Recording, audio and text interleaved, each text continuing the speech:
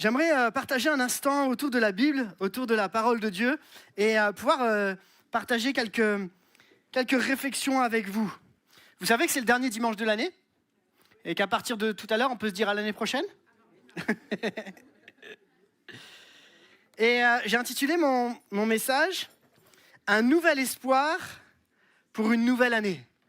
Et alors que je préparais ce message, je réfléchissais et vraiment dans mon cœur, le Saint-Esprit m'a amené vers cette pensée de la notion de l'espoir. De réfléchir à c'est quoi cette notion d'espoir, c'est quoi l'espérance, c'est quoi l'espoir. Et on va essayer de le définir ensemble, on va essayer de le comprendre. Mais avant de parler de l'espoir, j'aimerais vous lire l'histoire d'une personne qui est passée de sans espoir à l'espoir. Et cet homme, c'est un homme qui... On n'aurait pas parié forcément sur lui, parce qu'à l'époque de Jésus, c'était un centenier romain. Un centenier romain, ce n'était pas les meilleurs amis de Jésus. Pourquoi ? Parce qu'il était romain et c'était les occupants de l'époque. Alors que ce centenier romain voit qu'il y a une différence entre les Juifs et les Romains, il va s'approcher de Jésus, il va vivre quelque chose. Vous voulez bien qu'on lise cette histoire ensemble ? Cette histoire, alors attendez, normalement, si ça fonctionne, toujours un petit peu la technique là. T'as quelque chose là ? Hop. Non, vas-y, c'est pas grave. J'aimerais juste vous partager cette histoire-là, et après on définira l'espoir ensemble. C'est l'histoire qui se trouve dans Matthieu, chapitre 8, au verset 5, et ça nous parle d'un centenier. Un centenier, c'est quelqu'un qui s'occupe de 100 personnes, ça va ? Comme Jésus entrait dans Capernaum, un centenier l'aborda, le priant et disant « Seigneur, mon serviteur est couché à la maison, atteint de paralysie et souffrant beaucoup. » Si on s'arrête juste là, l'espoir est complètement inexistant. Mais il va quand même voir Jésus. Et Jésus va lui dire « J'irai, je le guérirai. » Et le centenier répondit « Seigneur, je ne suis pas digne que tu entres sous mon toit. Mais dis seulement un mot et mon serviteur sera guéri. Car moi qui suis soumis à des supérieurs, j'ai des soldats sous mes ordres. Je dis à l'un « Va » et il va. À l'autre « Viens » et il vient. Et à mon serviteur, fais cela, et il le fait. Après l'avoir entendu, Jésus fut dans l'étonnement, et il dit à ceux qui le suivaient, je vous le dis en vérité, même en Israël, je n'ai pas trouvé une aussi grande foi. Or, je vous le déclare, plusieurs viendront de l'Orient, de l'Occident, et seront à table avec Abraham, Isaac et Jacob dans le royaume des cieux. Mais les fils du royaume seront jetés dans les ténèbres du dehors, il y aura des pleurs et des grincements de dents. Puis Jésus dit au centenier, va, qu'il te soit fait selon ta foi. Et alors même, le serviteur fut guéri. Amen. On l'a chanté, mais Dieu fait encore des miracles. Amen. Et cet exemple-là n'est qu'un exemple parmi tous les miracles que Dieu est capable de faire encore dans nos vies. Mais il y a quelque chose qui m'interpelle dans cette histoire, c'est en quoi a placé cet homme ? Où est placé l'espoir de cet homme ? Et on va le découvrir ensemble. Mais avant ça, je voudrais qu'on définisse l'espoir. Alors non, je réessaye une fois ? Bon, ça marche. C'est parfait. Hop, alors attendez, je veux juste revenir ça. Tac. Tac, et tac. L'espoir peut être défini comme une attente confiante d'un bien futur fondé sur une promesse ou une certitude. Ça va ? Je recommence. Une attente confiante, donc on attend quelque chose qui se passe, d'un bien futur, de quelque chose de positif, fondé sur quoi ? Une promesse, quelque chose qu'on a reçu, ou une certitude. Ça va pour la définition ? Ok, je vais l'illustrer aujourd'hui, vous allez comprendre. Ici dans la salle, là, j'ai caché un cadeau sous une des chaises. Allez-y.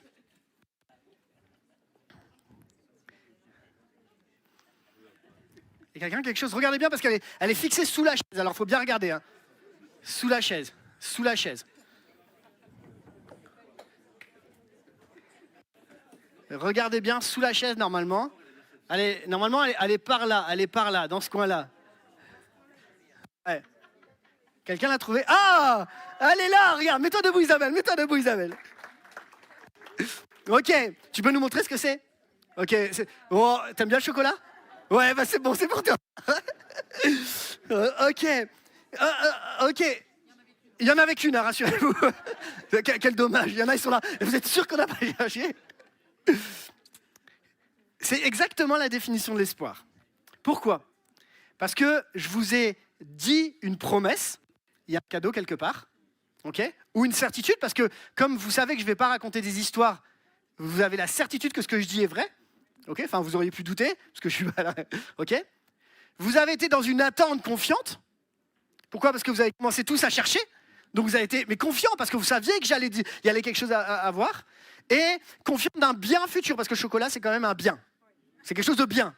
Enfin, voilà, c'est un bien quoi. On sait ce que c'est dans cette période de fête. Ça va? Désolé pour ceux qui n'aiment pas le chocolat. Cette tablette de chocolat nous montre aussi que, ici, il y en a, vous êtes dit, ça ne peut pas être moi. Vous n'avez pas forcément regardé sous votre chaise, vous avez dit, non, ça peut être quelqu'un d'autre, ça doit être quelqu'un d'autre, ça ne peut pas être moi. Parce que parfois, notre espoir, on n'est pas tout à fait sûr que celui qui l'a dit, ça va vraiment s'accomplir. Parfois, vous êtes là, dit, j'ai mal au dos, je ne peux pas me baisser. Parce que parfois, notre espoir, il est abîmé, entaché par les circonstances du quotidien, par les choses sur lesquelles on ne peut pas forcément agir. Puis il y en a, ils se sont dit, j'aimerais que ce soit moi, mais c'est sûr que ce ne sera pas moi. Parce que tu as tellement eu de défaites, d'échecs dans ta vie, tu dis, c'est pas possible que ce soit moi. Puis les enfants, c'est les premiers.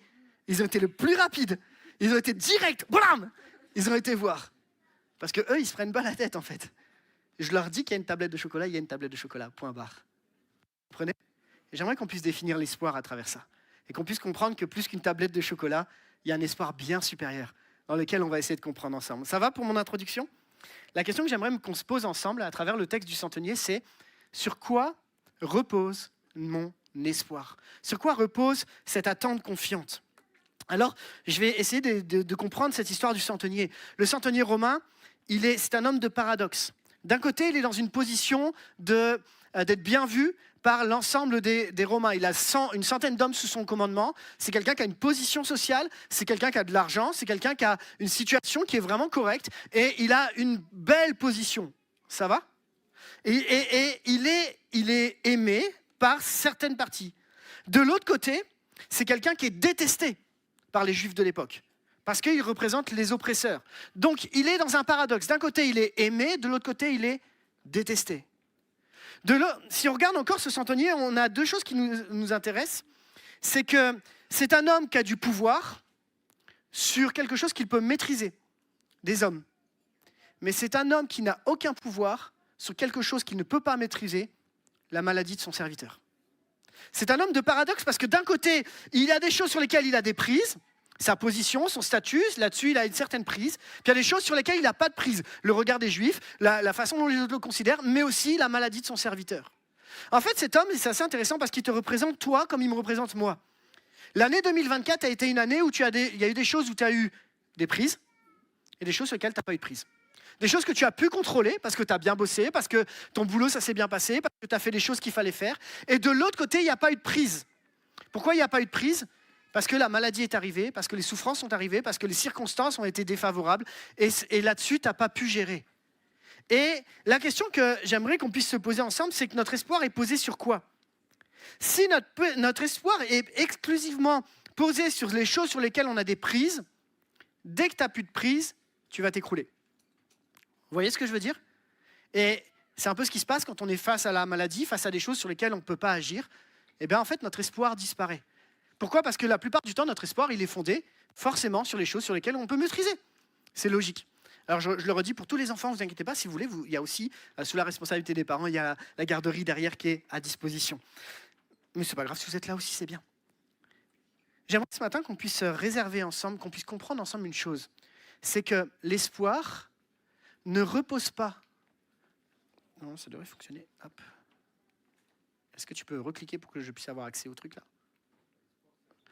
Voilà. J'ai l'espoir que ça fonctionne. J'aimerais ce matin qu'on puisse découvrir ensemble que l'espoir ne repose pas sur nos capacités, mais sur celui à qui nous nous adressons. Je vais aller plus loin, vous allez comprendre.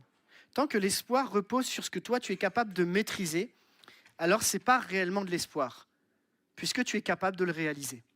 À partir du moment où tu arrives dans une dimension où tu ne maîtrises rien, où tu n'as pas de prise sur ton quotidien, sur tes souffrances, tes maladies, sur cette nouvelle année qui va démarrer, eh bien, tu vas vraiment avoir de l'espoir. Et nous avons durant toute l'année des choses sur lesquelles on a des prises et pas de prises. Et j'aimerais qu'on puisse découvrir ce matin que l'important, ce n'est pas savoir si tu as une prise dessus ou si tu n'as pas de prise, c'est savoir en qui tu as placé ton espoir. Vous me suivez? En qui tu as placé ton espoir? C'est quoi la priorité? C'est sur qui tu t'appuies, même sur les choses sur lesquelles tu as des prises, comme sur les choses sur lesquelles tu n'as pas de prise. Alors, quand tu réfléchis à ton boulot, à ton quotidien, c'est des choses sur lesquelles tu as des prises parce que tu peux investir, tu peux travailler, ta maison, tu peux faire des choses par toi-même. Et si Jésus était même présent dans les choses sur lesquelles tu as des prises, et de l'autre côté, les événements sur lesquels tu n'as pas de prise, et si Jésus était présent aussi dans ces choses-là? Je crois que l'espoir dont nous avons besoin, c'est un espoir qui soit le même sur toutes les surfaces, sur tous les domaines de notre vie. Parce que l'année 2024 t'a apporté des choses, des souffrances, mais aussi des choses belles. Et si l'année 2025, dans les hauts comme dans les bas, tu restais constant, parce que l'espoir que tu as fondé n'est pas fondé sur les choses que toi tu peux maîtriser, mais sur Jésus seul, ça ferait toute la différence. Et ça va faire toute la différence pour 2025. D'ailleurs, c'est intéressant de voir que l'espoir, quand on peut maîtriser quelque chose, n'est plus de l'espoir, puisque tu peux le faire. D'ailleurs, la Bible, elle le dit dans ce texte-là, l'espérance qu'on ne voit n'est plus espérance. Ce qu'on voit, peut-on l'espérer encore? Et si nous espérons ce que nous ne voyons pas, nous l'attendons avec persévérance. Vous me suivez? C'est un peu la philosophie, là, mais ça va bien se passer. Hein. Qu'est-ce que ça veut dire, ce texte-là? Ça veut dire que si maintenant je vous dis, là, il y a la tablette de chocolat qui est cachée sous le siège, vous n'avez plus d'espoir, entre guillemets, parce que vous savez où elle était, vous savez qui l'a récupérée, donc vous n'allez pas regarder. Vous êtes d'accord avec ça? Vous n'allez forcément pas regarder, puisque vous savez déjà.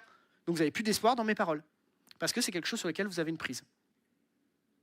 Mais si je vous dis qu'il y a une deuxième tablette, non, il y en a pas une deuxième, là, l'espoir va renaître. Vous comprenez? En réalité, il y a des endroits sur lesquels, à partir du moment où on voit les choses, on peut maîtriser, bien l'espoir n'a plus de sens. Alors du coup, ça m'amène à ma deuxième partie. L'espoir naît de la reconnaissance de notre besoin. Le centenier va l'aborder et va dire « Seigneur, mon serviteur est couché à la maison, atteint de paralysie et souffrant beaucoup. » L'espoir commence à partir du moment où tu te rends compte que tu ne peux rien faire par toi-même. Et qu'on ait besoin, et des besoins, on en a tous et on en aura tous durant l'année. Mais je crois que ce qu'on doit comprendre ce matin, c'est que l'espoir peut naître qu'à partir du moment où tu te rends compte que tu as besoin de quelque chose. Parce que sinon, l'espoir n'existe pas. Et à partir du moment où tu te rends compte que tu as besoin de quelque chose dans ta vie, tu as peut-être besoin de besoins internes, la paix, la justice, la joie, ou de besoins externes, la guérison de quelqu'un qui est à côté de toi, la souffrance, ou ta famille, ou tes enfants qui vont pas bien, interne ou externe. À partir du moment où tu reconnais ton besoin, c'est là que l'espoir peut agir. Tant que tu es suffisant, entre guillemets, tu n'as pas besoin d'espoir. Regardez ce que dit cette citation de Spurgeon. L'homme, en parlant du centenier, cherche une guérison, mais ne dicte pas au Seigneur comment ni où il doit agir. En réalité, il ne formule pas sa demande en mots, mais plaide la cause et laisse la souffrance parler. En fait, le centenier, il arrive brut, et il balance ce qu'il a sur le cœur. Et il y va simple, il partage simplement son besoin. Et je ne sais pas c'est quoi ton besoin, mais je sais qu'on a tous des besoins. Et c'est intéressant parce que durant cette année 2025, on est tous là à se dire « J'espère que cette année va être meilleure que l'année précédente » ou « J'espère que cette année va y avoir ceci, j'espère que mes enfants vont, j'espère que ça, j'espère. » Et à partir du moment où tu espères, ça veut dire que tu as un besoin quelque part. Et Jésus est là pour entendre ton besoin, pour comprendre quel est ton besoin. Mais il y a quelque chose qui m'interpelle chez ce centenier. Qui est malade? Son serviteur. Mais le centenier romain, c'est quelqu'un qui est un homme de position. Si son centenier est malade, dans la loi, il avait le droit de le mettre dehors, voire de le tuer. C'est dur, hein, mais c'est la réalité. Il avait le droit de s'en séparer. Il avait le droit de dire, c'est bon, il est malade, j'en veux plus. Mais là, on voit quelque chose de particulier, c'est que ce centenier a un cœur qui est différent de ce qu'on connaît d'habitude. Ce centenier a un cœur qui est centré sur l'autre. Ce centenier a un cœur qui montre que son espoir n'est pas placé simplement sur lui-même et ses propres besoins, mais aussi sur les besoins de son serviteur. Et c'est là où on voit quelque chose de différent chez ce centenier qui, moi, m'interpelle. Regardez cette citation qui est assez intéressante. Le centenier a également montré une grande sensibilité envers Jésus. Pourquoi? Parce que quand il dit « je ne suis pas digne que tu entres sous mon toit », il est dans la réalité de l'époque sociétale, de la vie sociétale. Il souhaitait lui éviter le dilemme délicat de décider s'il devait ou non entrer dans la maison d'un gentil, ainsi que l'effort et le temps de déplacement. Il ne connaissait pas encore assez bien Jésus pour savoir que cela ne l'aurait pas gêné le moins du monde. Mais son attention envers Jésus dans cette situation était remarquable. Par son souci à la fois pour son serviteur et pour Jésus, ce centenier se montrait comme une personne centrée sur les autres. Et ça m'a poussé à la réflexion en disant, ok, Seigneur, j'aimerais que l'espoir que je vais avoir pour cette nouvelle année, j'espère que puisse m'amener aussi à voir qu'il n'y a pas que pour moi, mais je suis aussi pour les autres. Et que l'espoir que Dieu me donne, l'espoir que j'ai en Christ, je puisse aussi le transmettre, je puisse aussi le partager, je puisse aussi discuter, vivre, afin que chacun ici vive l'espoir en Christ. Amen. On continue ? Ma question est celle-ci. Où cherches-tu, où cherchons-nous nos espoirs ? Dans tes propres forces ? Le centenier lui a décidé de les chercher en Jésus. Pourquoi ? Parce que l'espoir repose uniquement sur la foi et l'autorité de Jésus. Jésus lui dit, j'irai, je le guérirai. Et c'est intéressant de voir qu'à ce moment-là, le centenier a pu dire, ok, et puis c'était réglé. Mais le centenier va plus loin que ça. Le centenier va dire, Seigneur, je ne suis pas digne que tu entres sous mon toit, mais dis seulement un mot et mon serviteur sera guéri. Car moi qui suis soumis à des supérieurs, j'ai des soldats sous mes ordres. Je dis à l'un va et il va, à l'autre viens et il vient, et à mon serviteur fais cela et il le fait. Alors, quand on lit ce texte, la phrase qu'on retient le plus, c'est quoi dans ce texte ? Dis seulement un mot et le malade sera guéri. C'est vrai, hein ? On la chante. D'ailleurs, j'étais surpris. Il manquait ce petit couplet. Alléluia, il guérit les malades. Dis seulement un mot. Dis seulement un mot et on reste focalisé. Mais la réalité, c'est que Jésus va soulever plus que cette simple phrase. Que nous dit ce gars ? Que nous dit ce centenier ? Il nous dit, voilà, moi, je suis soumis à des supérieurs, j'ai des soldats sous mes ordres, et je dis à l'un va, et il va, et à l'autre vient, et il vient, et à mon serviteur fait ceci, et il le fait. J'aimerais qu'on essaie de comprendre ce que ça veut dire, ça. Qu'est-ce que ça veut dire ? Alors là, je vous laisse la parole, vous allez m'aider, parce que moi, j'ai mis du temps à le comprendre. Qu'est-ce que ça veut dire quand le centenier prend cet exemple-là ? D'après vous, c'est votre... Alors, pour ceux qui ne me connaissent pas, je suis un ancien prof, et vous avez le droit de parler à l'église. Ça va ? Il n'y a pas que moi qui parle. Ça veut dire quoi, cette partie-là ? Lui, il est soumis à des supérieurs, j'ai des soldats, etc. D'après vous, ça voudrait dire quoi ? Bien fort, bien fort. Tout ce qu'il dit, ça se réalise. C'est-à-dire, si lui dit quelque chose, ça se réalisera. Donc, par voie de conséquence, si Jésus dit quelque chose, ça va se réaliser. Ouais, c'est vraiment, Guillaume, nickel. Ouais. Je répète que tout le monde entende bien en ligne et tout. Aidez-moi encore. Ouais, vas-y, bien fort. Ouais, vas-y. Il a le contrôle sur les choses. Ouais. Donc, on est sur la même partie que tout à l'heure, il a des prises sur quelque chose. Ouais. Que lui, c'est l'autorité, alors que Jésus, c'est la foi. C'est intéressant, ça. Ouais, vas-y. Il ne cherche pas à dominer, malgré qu'il ait l'autorité, il est lui-même sous les ordres de quelqu'un. J'aime bien sa posture. Ouais. Ça, c'est intéressant. Malgré que lui puisse dominer, il le fait. Il cherche pas à dominer, mais il est soumis aussi. Donc, il explique sa notion de la soumission. Ouais. Quelqu'un va encore essayer ? Ouais, vas-y. Il montre ses limites. Parce que la maladie lui obéit pas. Ouais. Il savait qu'il avait le dernier mot. Que lui, le centenier, avait le dernier mot sur la situation. C'est intéressant tout ce que vous êtes en train de dire. Parce qu'on est en train de se rendre compte que le centenier, finalement, c'est un homme comme vous et moi, qui a des limites, mais qui a aussi une certaine autorité, mais qui n'utilise pas cette autorité. Il y a la notion de la foi, il y a la notion de l'autorité. Et dans tout ce que vous partagez, moi je suis vraiment d'accord avec vous. Je vais aller un petit peu plus loin encore, mais ça correspond à ce que vous avez dit. Je crois que ce qui fait la clé de la réussite de cette mission, c'est pas uniquement la foi, c'est la soumission. C'est pas que la foi. Il y a la foi, mais il y a la soumission.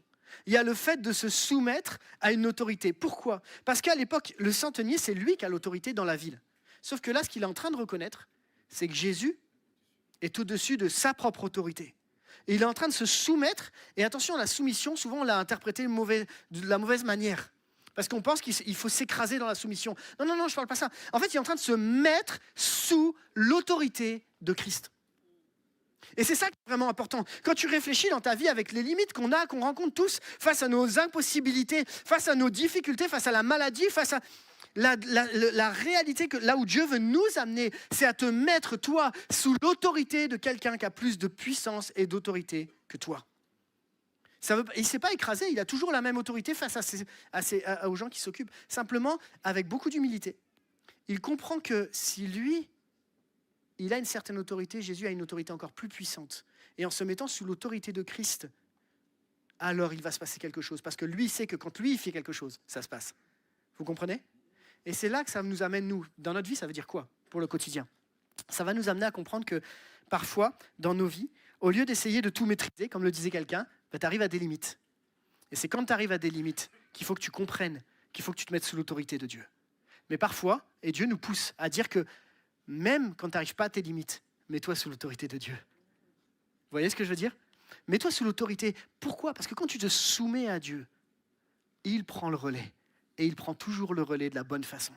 Et même si le centenier ici est un brave homme, quelqu'un de bien, il y a le centenier et puis il y a Dieu, quoi. Vous voyez ce que je veux dire ? Dieu est tellement au-dessus, Dieu est tellement puissant, Dieu est tellement plus grand, Dieu est tellement plus merveilleux que lui va prendre soin de toi, va t'accompagner, va être là à tes côtés. Et si lui, un centenier, est capable de faire ça, imagine ce que Dieu est capable de faire avec ta vie quand tu te soumets à son autorité. Parce que ce n'est pas une autorité dominante comme les Romains à l'époque. C'est une autorité bienveillante. C'est une autorité qui va t'amener à dire « ne reste pas seul ». Amen.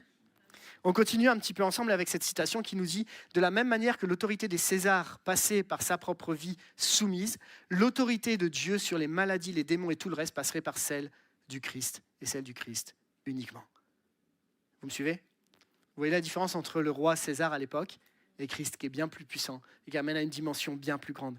En réalité, on comprend dans cette partie que puisque Dieu est un Dieu souverain mais un Dieu aussi bienveillant, alors notre espoir peut être fondé sur quelqu'un qui a une autorité qui va nous amener plus loin. Vous savez, un texte que j'aime beaucoup, et je suis sûr que vous le connaissez bien. On va le lire ensemble. Ce texte nous dit « Voici ce que je veux méditer. » Pourquoi ? Il s'appelle comment le livre qu'on est en train de lire là ? Le livre de Lamentations. C'est pas super positif, les Lamentations, faut bien se le dire. Et quand tu lis toute la partie qu'il y a au-dessus de Lamentation 3, il te décrit toutes les incompréhensions qu'il a dans son cœur. Mais voilà ce qu'il y a au milieu de ce texte-là. Voici ce que je veux méditer pour garder espoir. Les bontés de l'Éternel ne sont pas épuisées. Ses compassions ne prennent pas fin. Elles se renouvellent chaque matin. Que ta fidélité est grande. Je le déclare, l'Éternel est mon bien. C'est pourquoi je veux m'attendre à lui. L'Éternel a de la bonté pour celui qui compte sur lui, pour celui qui le recherche. Il est bon d'attendre en silence le secours de l'Éternel. Et je trouve que ce texte résume vraiment notre position à nous entre la promesse qu'on a reçue et la réalisation de la promesse. Et cette partie entre les deux s'appelle l'espoir. Ça va ? Je le redis. La promesse qu'on a reçue, la réalisation de la promesse, et entre les deux, il y a un truc qui s'appelle l'espoir. Et l'espoir, c'est de croire que les bontés de l'Éternel ne sont pas épuisées et qu'il n'a pas dit son dernier mot sur ta situation. Est-ce que je peux entendre amen à ça ? Amen. On continue ensemble et j'avance sur mon point suivant. J'en ai 25 à peu près des points, mais vous inquiétez pas, au pire. Non, j'en ai que 5, ça va aller. Ce que j'aime, c'est que l'espoir est accessible à tous, pas simplement à une ou deux personnes. Regardez bien. Après l'avoir entendu, Jésus fut dans l'étonnement. Moi, j'aimerais trop étonner Jésus, non ? T'imagines si Jésus, il te regarde, il dit « Waouh, la foi de fou !» Aujourd'hui, il parlerait plus que... Non. Donc, je continue. Jésus fut dans l'étonnement. Et il dit à ceux qui le suivaient, « Je vous le dis, en vérité, même en Israël, je n'ai pas trouvé une aussi grande foi. » Et là, le verset 11 est assez surprenant et intéressant. Il nous dit, « Or, je vous le déclare que plusieurs viendront de l'Orient de l'Occident, c'est-à-dire des non-juifs. » L'Orient de l'Occident, c'est ceux qui ne sont pas juifs. Parce que Jésus est venu premièrement pour le peuple juif et après pour toutes les autres nations. Mais dans un premier temps. Mais là, il nous dit, et il est en train d'ouvrir en fait le message de l'évangile à tout le monde entier. C'est ça qui est extraordinaire. Donc, il y a des gens qui viendront de l'Orient et de l'Occident, qui seront à table avec Abraham, Isaac et Jacob, donc ceux qui ont reçu la promesse, dans le royaume des cieux. Mais les fils du royaume seront jetés dans les ténèbres du dehors, où il y aura des pleurs, des grincements de dents. Qui sont ces fils du royaume ? C'est en réalité tous ceux qui ont rejeté le message de la bonne nouvelle de Jésus-Christ. C'est tous ceux qui veulent pas, qui en veulent pas. Et lui, à ce moment-là, il est en train de parler des Juifs de l'époque qui en veulent pas, les locaux en fait, qui n'en veulent pas. Mais ce texte nous amène à comprendre que l'espoir n'est pas limité ni à ton origine, la preuve c'est qu'il y a un centenier romain, ni à ton passé, la preuve c'est que peut-être que dans son histoire, à lui, il a fait des choses qui n'étaient pas correctes. L'espoir n'est pas limité à tes blessures, l'espoir n'est pas limité à d'où tu viens, l'espoir n'est pas limité... Non, l'espoir est accessible à tous. La seule différence, c'est que l'espoir est manifesté par la foi et la soumission à l'autorité en Jésus. Amen. Et ça nous amène un petit peu plus loin parce qu'en réalité, on se dit, mais ouais, l'espoir, j'espère que cette année, ça va bien se passer, que je vais réussir. J'aimerais qu'on passe et qu'on aille un niveau au-dessus encore. Parce que ce que Jésus veut t'amener, c'est plus que l'espoir d'une belle réussite. Jésus veut t'amener plus que l'espoir de la guérison. Jésus veut t'amener plus que l'espoir d'un quotidien bienveillant. Jésus veut t'amener plus que ça. En réalité, Jésus veut t'amener vers une espérance vivante, d'avoir quelqu'un qui est avec toi au quotidien, dans les hauts comme dans les bas. Si l'espoir est basé uniquement sur des réussites, alors ton espoir va disparaître. Mais si ton espoir est basé sur une espérance vivante qui ne s'arrête jamais, qui continue en quotidien, alors tu vivras ton année dans la paix. Amen. Regardez ce que dit ce texte.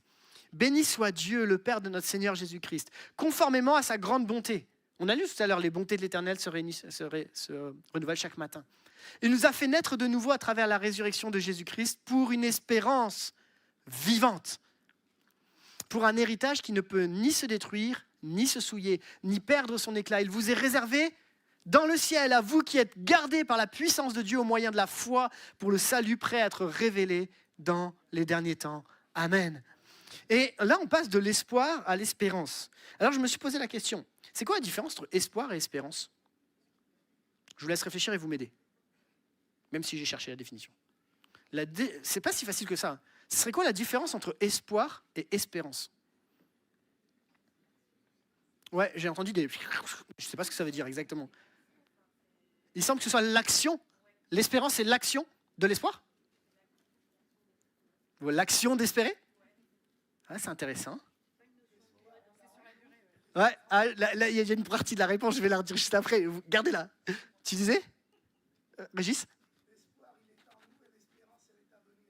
L'espoir est en nous et l'espérance est à venir. Ouais, mais ça concorde. Joli. Là, Régis, là. Ouais.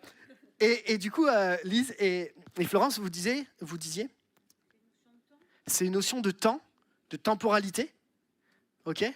C'est pas si facile que ça. Hein ? Alors, l'espoir va être temporaire et humain. C'est-à-dire qu'on base notre espoir dans quelque chose, effectivement, c'est temporaire. Par contre, l'espérance a une notion d'intemporel et est davantage basée sur du spirituel. L'espoir, c'est pour là, l'espoir du quotidien, effectivement. Et l'espérance, c'est quelque chose qui est bien plus lointain, bien plus grande. Et l'espoir, et on le voit avec l'histoire de notre serviteur, l'espoir du serviteur, c'est que Jésus guérisse son serviteur. L'espoir du centenier, c'est que Jésus guérisse son serviteur. L'espérance, c'est que Jésus agisse avec une seule parole. C'est-à-dire qu'il est en train de voir que Jésus est plus puissant. C'est plus grand que la simple guérison, la simple, on s'entend, hein, la simple guérison de son serviteur. En fait, il est en train de découvrir que Jésus est plus grand que la simple partie de la guérison. En fait, l'espérance va nous amener à découvrir que Jésus va plus loin, et plus grand, et plus haut. L'espérance, c'est te dire, ok, dans les hauts comme dans les bas, tu gardes cette espérance vivante, de croire que jusqu'au bout, Dieu sera avec toi. Amen. Et puis l'espoir, c'est de dire, Seigneur, j'espère que ça va bien se passer, mais je sais que tu es avec moi. Ça va ? Et l'espoir, je termine avec cette dernière partie, se concrétise par la réponse de Jésus.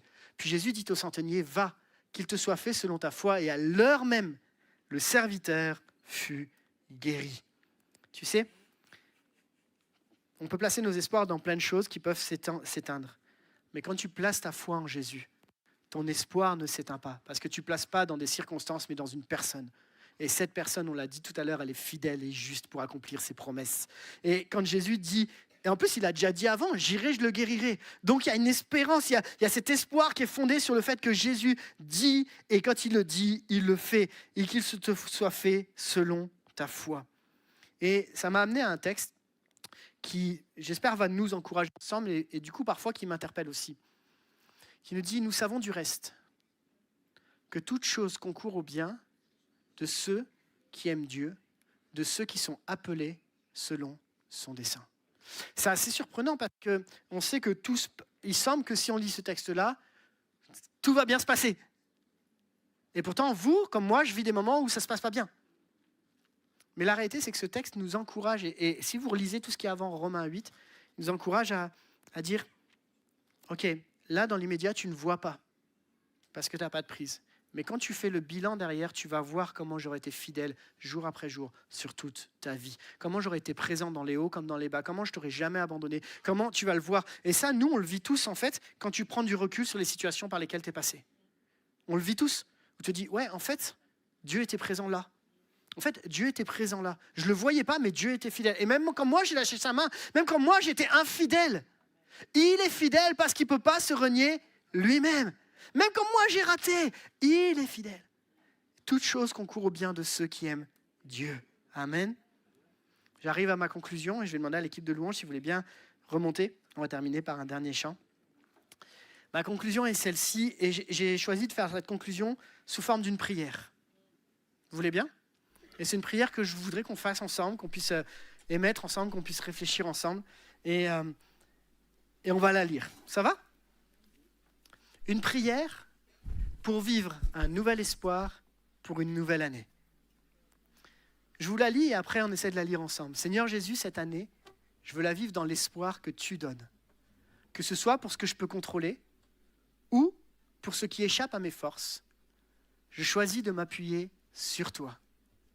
Je t'accepte comme la source de mon espoir, non pas à cause des circonstances, mais parce que tu es fidèle et digne de confiance.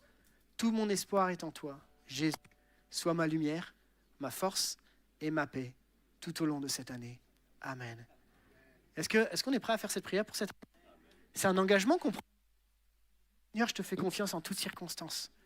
Alors, vous voulez bien qu'on la lise ensemble ? Ouais, on va la lire tout doucement parce qu'avec nous, on va essayer de la lire tranquillement, mais on la lit ensemble ? Seigneur Jésus, cette année, je veux la vivre dans l'espoir que tu donnes. Que ce soit pour ce que je peux contrôler ou pour ce qui échappe à mes forces. Je choisis de m'appuyer sur toi. Je t'accepte comme la source de mon espoir, non pas à cause des circonstances, mais parce que tu es fidèle et digne de confiance.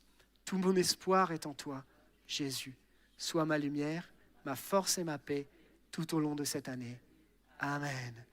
Amen. On n'a pas fermé les yeux, c'est pas grave. On a prié, mais avec notre cœur. Alors je vous propose qu'on puisse chanter un chant, je ne sais pas lequel, je te laisse choisir celui qui te paraît le mieux. Mais on va chanter ensemble et peut-être se souvenir dans notre cœur en disant « Seigneur, jamais je veux te laisser tomber. Je veux garder cet espoir en toi. » Amen.